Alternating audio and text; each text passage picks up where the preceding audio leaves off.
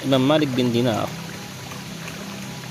pernah ditanya tentang apa yang menyebabkan ia bertobat. Ia berkata, dahulu aku adalah seorang polisi. Aku adalah seorang pecandu berat minuman keras. Lalu aku membeli seorang budak perempuan yang sangat cantik, dan ia membuatku sangat bahagia. Lalu ia pun melahirkan seorang anak perempuan untukku. Aku sangat mencintai putriku. Ketika ia mulai bisa merangkak, aku lebih mencintainya lagi. Ia sangat senang berada di dekatku, dan aku pun sangat menyayanginya. Biasanya aku meletakkan minuman keras di hadapanku, lalu putriku datang menghampiriku, menarik-nariknya dariku dan menumpahkannya di atas pakaian. Ketika usianya genap 2 tahun, ia pun meninggal dunia, dan aku sangat sedih serta terpukul karena kehilangannya. Lalu datanglah malam pertengahan bulan Sya'ban, yang pada malam tersebut bertepatan dengan malam Jumat. Pada malam itu aku mabuk berat karena minuman keras, dan aku pun belum salat Isya. Aku lantas tertidur dalam keadaan seperti itu. Dalam tidurku, aku bermimpi seolah-olah kiamat telah terjadi.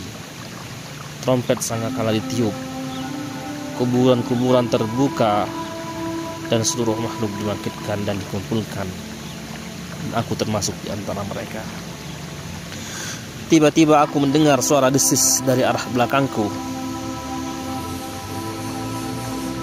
Ketika aku menoleh, ternyata ada seekor naga raksasa berwarna hitam kebiruan dengan mulut terbuka mengejarku dengan cepat. Aku pun lari tunggang langgang ketakutan. Di tengah-tengah pelarian aku bertemu dengan seorang kakek tua yang mengenakan pakaian bersih dan harum baunya. Aku mengucap salam kepadanya dan ia pun membalas salamku. Lalu aku berkata kepadanya, "Wahai orang tua, selamatkan aku dari naga itu. Semoga Allah memberimu keselamatan." Ia pun menangis dan berkata, "Aku lemah, sedangkan makhluk itu lebih kuat dariku. Aku tidak mampu melawannya. Tapi teruskanlah lari dan percepat langkahmu. Semoga Allah mempertemukanmu dengan sesuatu yang bisa menyelamatkanmu." Aku pun terus berlari ketakutan hingga aku sampai di sebuah tempat tinggi. Dari sana aku dapat melihat lapisan-lapisan neraka. Aku melihat betapa menakutkannya, dan nyaris aku terjatuh ke dalamnya karena sangat takut kepada naga tersebut. Lalu terdengar suara yang berteriak kepada aku, "Kembalilah, engkau bukan termasuk penghuninya." Maka aku pun merasa sedikit tenang karena ucapannya. Lalu aku berbalik arah. Namun naga itu tetap mengejarku. Aku pun kembali menemui orang tua tadi dan berkata, "Wahai orang tua, aku sudah memintamu untuk melindungiku dari naga ini, tapi engkau tidak melakukannya." Orang tua itu pun menangis dan berkata, "Aku ini lemah, tapi pergilah ke gunung itu, karena di sana ada titipan umat Islam. Jika di sana ada titipanmu, maka titipanmu itulah yang akan menolongmu." Lalu aku menoleh dan melihat gunung yang berbentuk bundar terbuat dari perak. Di gunung tersebut terdapat jendela-jendela yang terbuka dan tirai-tirai yang tergantung. Pada setiap jendela ada dua daun pintu dari emas bertahtakan batu yakut dan mutiara. Di setiap daun pintu tergantung tirai dari sutra. Ketika aku melihat gunung itu, aku pun berlari ke arahnya, dan naga itu masih mengejarku. Ketika aku sudah hampir sampai ke gunung tersebut, ada malaikat yang berteriak, "Angkatlah tirai-tirainya, bukalah pintu-pintunya, intiplah keluar. Barangkali orang malang ini memiliki titipan di antara kalian yang bisa menyelamatkannya dari musuhnya." Maka tirai-tirai itu pun diangkat, pintu-pintu dibuka, dan dari celah-celahnya muncul anak-anak dengan wajah seindah bulan purnama.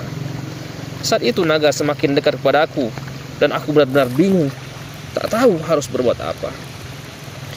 Lalu salah satu anak-anak itu berseru, "Hai kalian, intiplah semua, musuhnya sudah hampir menyergapnya." Maka anak-anak itu mulai muncul satu persatu, hingga aku melihat putriku yang telah meninggal ikut muncul bersama mereka.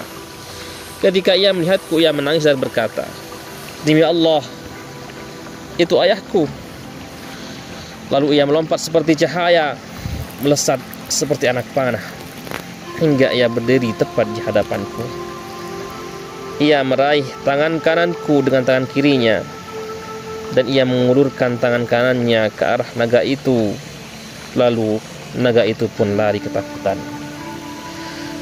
Kemudian ia menundukkanku, lalu ia duduk di pangkuanku dan mengusap janggutku dengan tangan kanannya. Ia berkata kepadaku, "Wahai ayah, alam ya'ni lilladzina amanu an takhsha'a qulubuhum li dzikrillah?" Belumkah saatnya bagi orang-orang yang beriman untuk khusyuk hatinya karena mengingat Allah?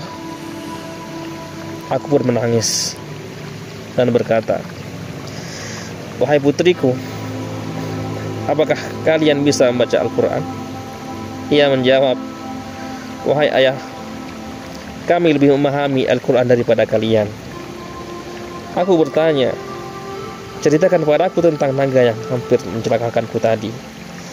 Ia menjawab, "Itu adalah amal burukmu. Engkau telah membesarkannya dengan dosa-dosamu, hingga ia hampir menenggelamkanmu ke dalam neraka Jahannam." Aku bertanya lagi, "Lalu siapa orang tua yang aku jumpai di jalan tadi?" Ia menjawab, "Ayah, itu adalah amal baikmu, tapi engkau telah melemahkannya hingga ia tidak mampu mengarahkan amal burukmu." Aku bertanya, "Wahai putriku, apa yang kalian lakukan di gunung ini?" Ia menjawab, "Kami adalah anak-anak umat Islam yang telah meninggal. Kami ditempatkan di sini hingga hari kiamat tiba. Kami menunggu kalian datang kepada kami agar kami bisa memberi syafaat untuk kalian." Malik bin Dinar berkata, "Lalu aku pun terbangun dari tidurku dalam keadaan sangat takut. Ketika pagi tiba, aku tumpahkan semua minuman keras yang kumiliki dan memecahkan wadah-wadahnya. Aku pun bertobat kepada Allah Azza wa Jalla, dan itulah sebab tobatku."